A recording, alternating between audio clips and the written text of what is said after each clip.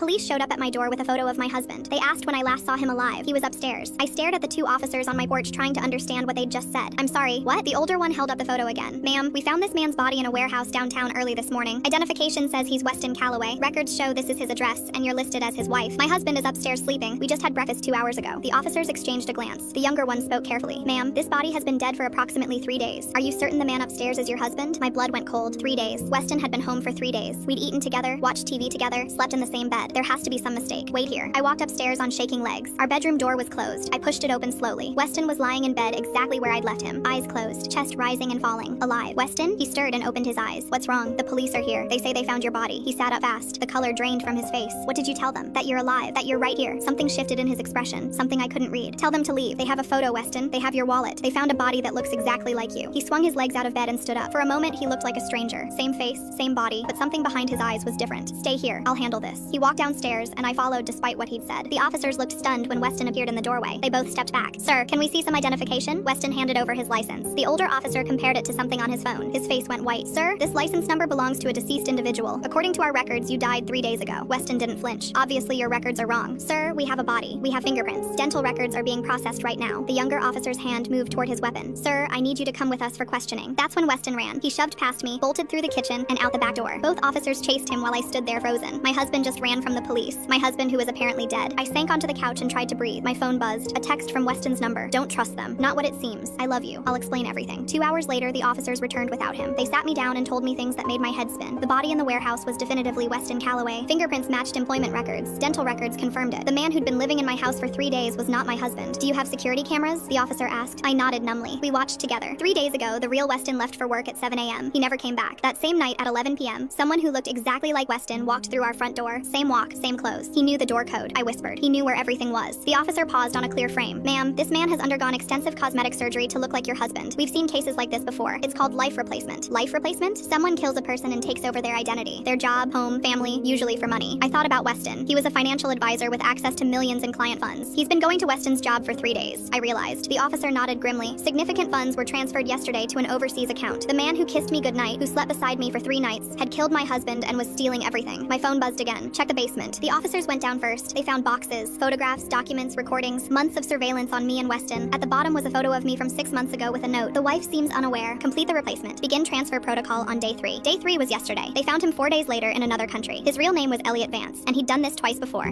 Both previous wives had disappeared along with their husbands. I was supposed to be next.